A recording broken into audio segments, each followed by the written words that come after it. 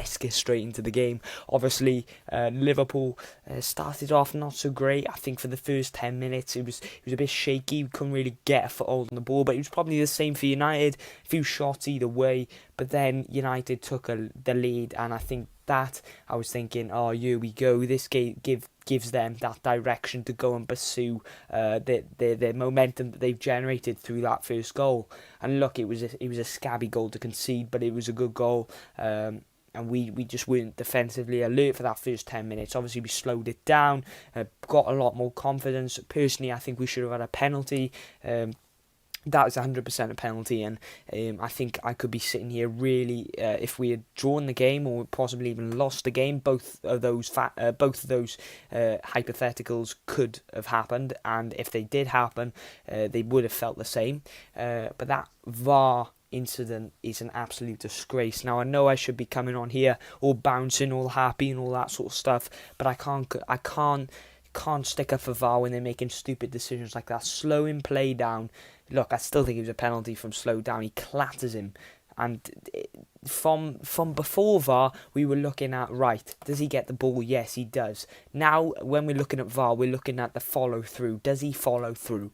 And for me, he follows through. Yes, he gets the ball, but he clatters Nat Phillips. And if you don't play the game in slow motion, you play it in full motion. And in full motion, he just clattered Phillips. That is rash. It's erratic. It's what Bailly does, and that is a penalty in my opinion. But I think we were unlucky to get away with that, and obviously to go equalise straight after it, or shortly after it, due to a Jota goal, was much more refreshing. But then we thought, all right, let's keep it compact, let's keep it tight, let's get it through half time 1-1, and then the Bobby Dazzler gets his noggin on a goal, and oh mate, I'm so happy for Bobby Firmino. Like, what a player he was today. 2 goals for him, scored on either side of half time, and really put the game beyond Manchester United. Obviously, I did feel like they have too much quality in their team to really write them off. I felt like, look, as far ahead as we were and how class we were performing, I did feel like the quality in that team is too much for United not to have a phase in that game where they would have been dominating again, would have been putting the chances, putting the pressure on, and they did get that goal shortly after the 60th minute. Now, I was very nervous for the last 20 or so minutes, because I felt like Man United could easily have scored 2 quick goals. That's what they're known for, that's what they do, and you've got to give credit where credit is due. But we defended so well. I just want to give loads of mentions to players. I will touch on them in player ratings. Salah then went and scored, and the scenes were absolutely immense at the end. 21 goals for Salah, 30 in all competitions. He's ripping up the league to shreds in terms of his goal scoring stats. But obviously, I'm so happy, man. I'm going to sleep like a king. That is for certain, ladies and gentlemen. Boom, it's your boy Saint from Saint LFC TV. Well, go on. Yo, shout out Kopish, man, them each and every time. Shout out Drifty. Big up your damn self. This is for you.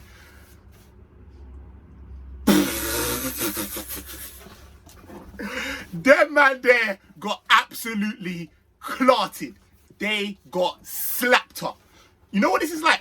This is like them man there that was at school, innit? Giving it all the big un, like, yeah, watch after school, I'm gonna do you, watch after school, innit?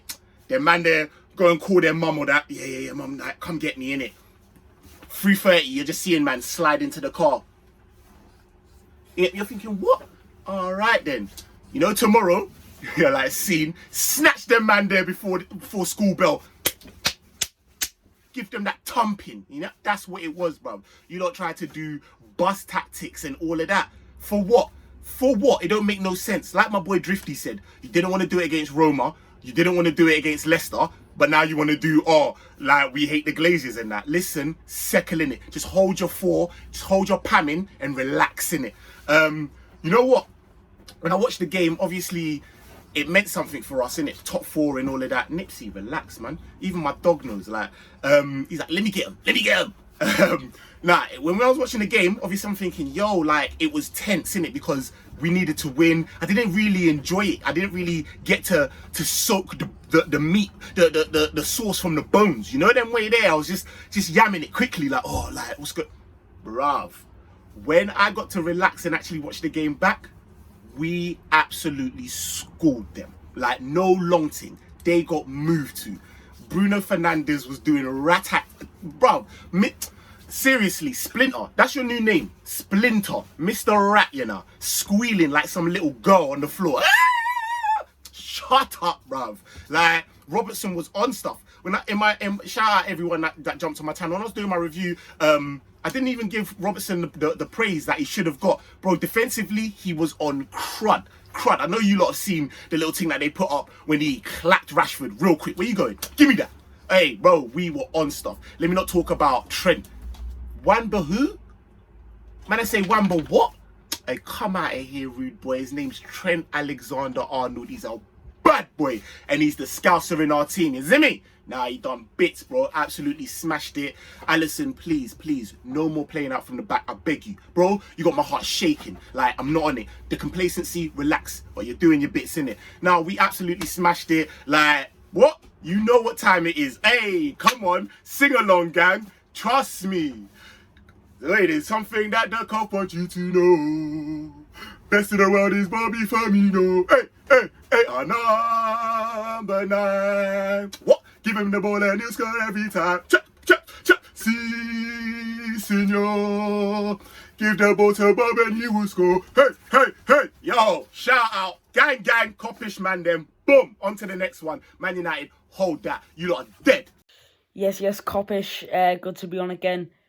We got the job done. We got the 3 points in top 4. It's looking better. We just need to win our games and then hopefully we can do it. You know, I'll be sleep easy after the season, knowing that we gave it our all towards the end. We did all we could at the end, because you know, and then just get to the end of the season, whatever happens, you know. In terms of the game, you know, we had a shaky start, but we came back. Boy Firmino getting 2 goals, very good performance from him. Trent Alexander-Arnold was brilliant as well. It was all around solid performance. Thiago probably being the worst on the pitch, unfortunately, but I think, like I've said it every time I've been on it, next season he's going to show his class. I mean, even Thiago, he was alright. He was you'd probably know him down as the worst on the pitch. Obviously, we saw that Sadio Mane incident at the end where obviously Klopp goes over to try and high-five him and he chucks his armband, which is just not nice to see. Like, look, it shows like he shouldn't be thinking about like why he's not in the team when we've just like won the biggest game of our season at the minute. Like, he should just be happy for the team. And I think it was probably something to do with all the front 3 scoring, and then, you know, him not. But he came off the bench, and you know it is what it is. But you know, Klopp said that, you know, that there's nothing wrong and all that, so that's good news. But yeah, it was a good game. I'm sorry with this. I'm sort of losing my voice from shouting, and that. But yeah, it was just that little thing at the end. It was quite frustrating. But the game, look, the United were alright. I know they were very wasteful and stuff like that. And the start, I was worried. In the end, on the live watch along, everyone was saying, everyone kept going, oh, it's 3-3, and I was like, oh no. And that's how Salah scored, and I was like, oh, finally, we've actually done it now. But yeah, in terms of top 4 now,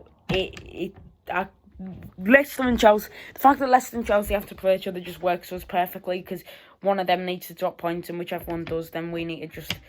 I think it's going to go down to the last game of the season for us. Like, we just need to win our games and then just take it the last game, and then whatever happens, done it. But yeah, it's brilliant. A win against United. I thought Salah was brilliant. Jota was good. Jota was good again. Firmino brilliant. All front 3 scoring, which is good. It's always nice to see. You know, it's a while since we've seen that, because I'm normally going to say now the front 3 are the worst now that have been the worst performing, and how they need to be more clinical. But they all scored to the Nat Phillips. Obviously, that first goal probably could have gone down as an own goal. It was a big deflection. I think it didn't go down in the end though. But he got an assist. He got the assist for Jota. He did well to get out of that tight space as a centre back and move himself to sort of get the ball away, and then give it to Jota. Well, and then, you know, obviously the goal came. But yeah, defensively we was solid. Going forward, we were good. Trent was unbelievable. going forward, and he was decent defensively as well. But yeah, it's been brilliant. Go check out my channel, Theo Woods LFC.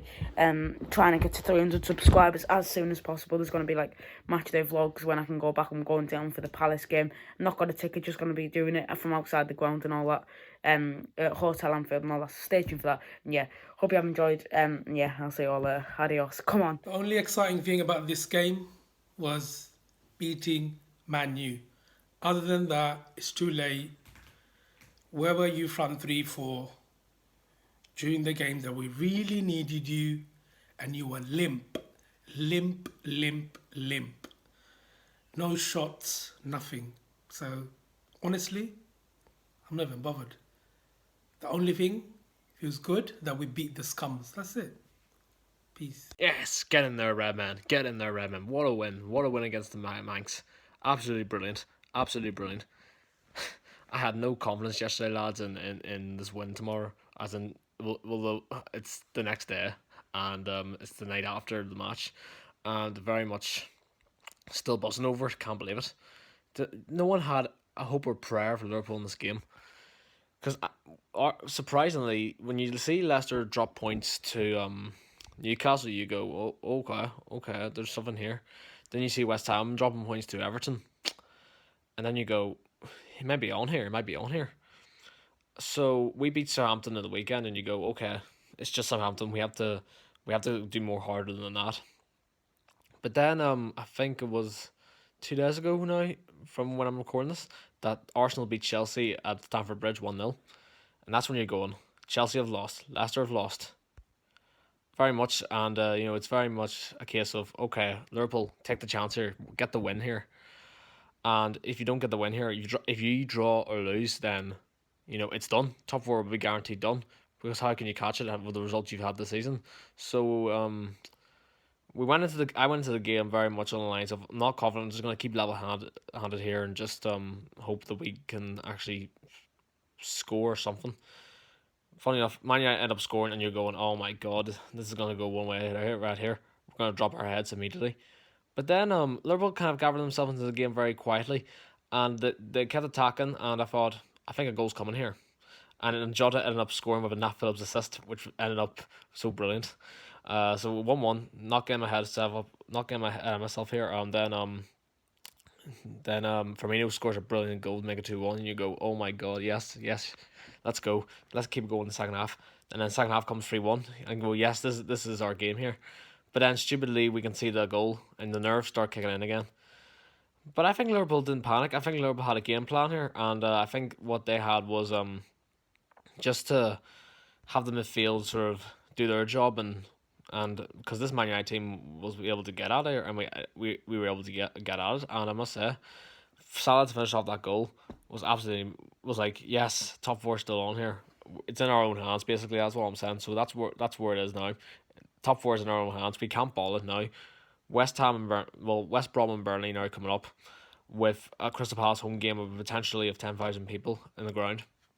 So get past these next two games with potential attendance crowd at home. Then top four is sealed. We got a job to do here. We can't ball it. If we ball it, then we only have ourselves to blame, that because top four have been all on us. With the season we've had so far, it just hasn't been good enough. So, but I was so happy last night we beat Old Trafford after 7 years. Up the Reds, you never walk alone. Up Team Kop-Ish. Yes, Kop-Ish, what is good? Back with a match review. Manchester United 2, Liverpool 4. We've won at Old Trafford for the first time since 2014. What a fantastic victory that was. Going into the game, I think we were all very, very nervous, with the lineup as well. Quality of Manchester United has to be respected. This season they've been very strong, especially in their attack, and obviously they rested players against Leicester, gave Man City the title, put their first team out against us, and they got spanked. Beautiful sight. It really, really is. So yeah, there's lots to talk about. There's top four ramifications. There's the game overview. There's the man of the matches. So let's get into it. Let's talk about the game itself. I didn't think the first half was that bad, to be honest. We created a lot of chances, and we showed great character and great tenacity to bounce back from their goal. They didn't have much in the first half. We had a lot of chances. Obviously, we still need to learn to be clinical. But I want to sort of talk about Nat Phillips. He made that mistake. It's a mistake. It's unfortunate. Obviously, he didn't mean it at all. He's trying to clear it like he always does with crosses and interceptions. And you've got to give him credit for the response. A really, really impressive response from Nat Phillips, who really isn't a first choice player. He makes that mistake in the biggest game in English football. He makes this kind of unfortunate error. But the way he responds with confidence, with leadership, at the back, heading every single cross away, heading every single long ball away, interceptions, reading of the game. And he comes up and gets an assist for Jota's goal, which is well deserved. We had some few penalty disputes. Maybe one of them was a penalty, who knows? But Jota in the right place, in the right position, in the right time. And very, very good finish, underrated finish as well. And then we get the free kick. Pogba makes the free kick because Fernandes is crying like a baby in the in our half, and we get the free kick. It's a beautiful delivery and it's a beautiful header by Bobby Firmino. He is a big game player. His heading ability is very, very underrated. Very good header of the ball. We've seen him score lots of headers. Very, very underrated.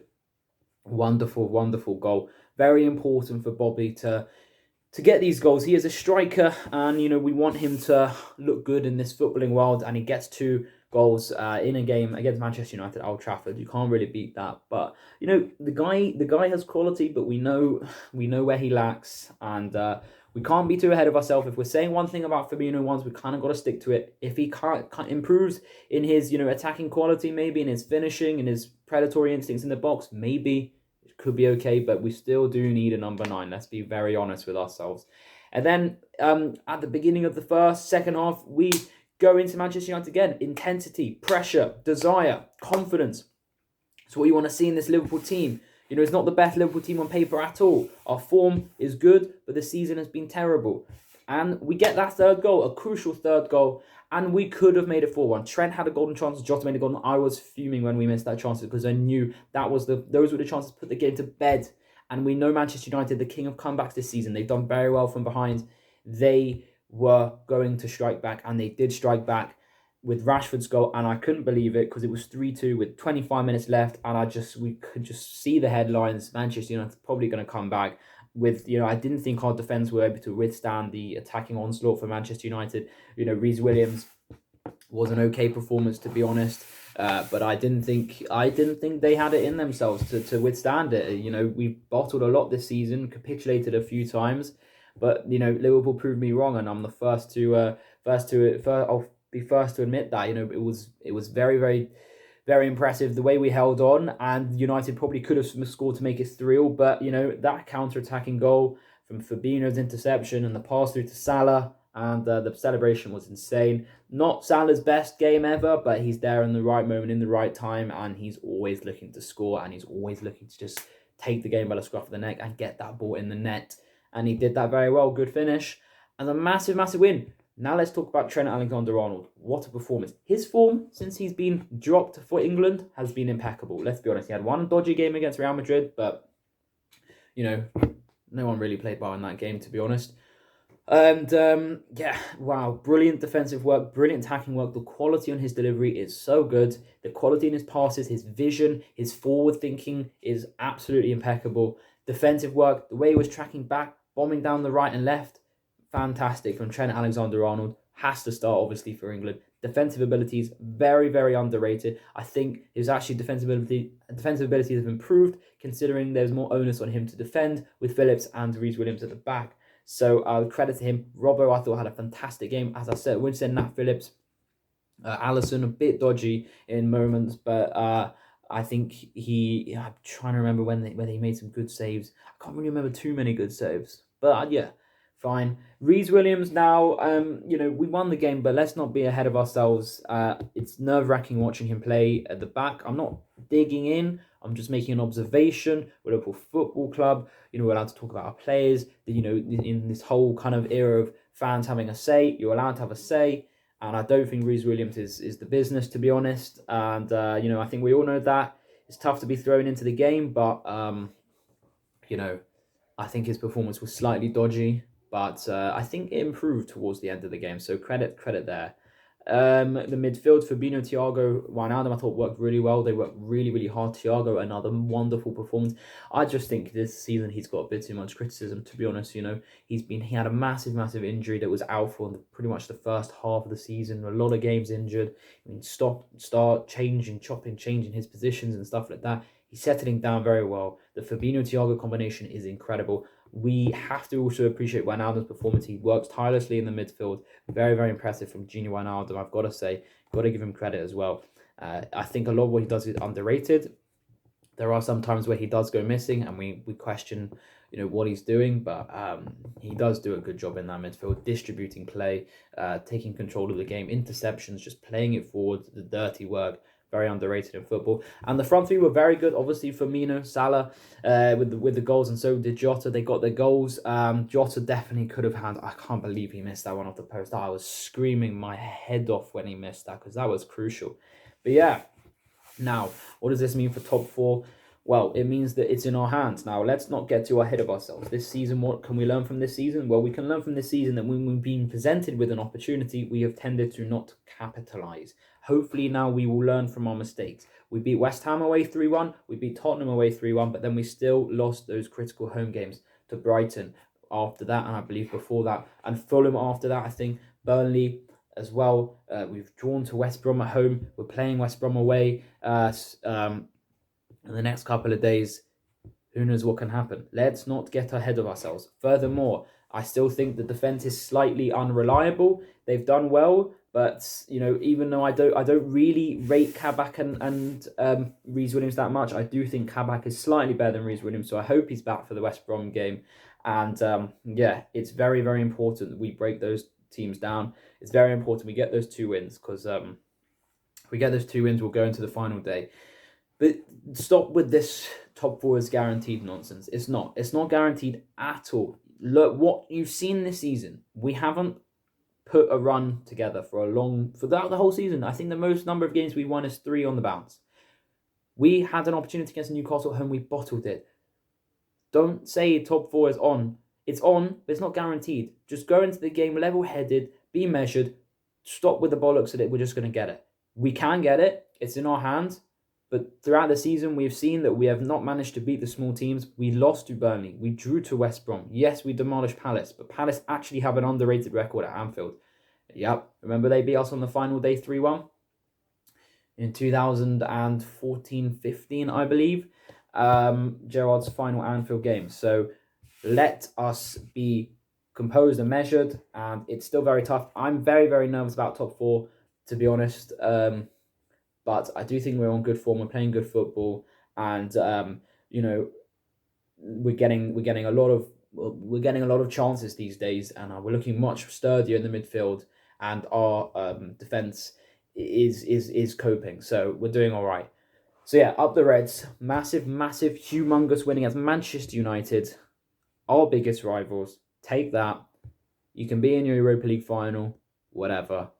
It still didn't even make it through from the Champions League group stage. Second in the league.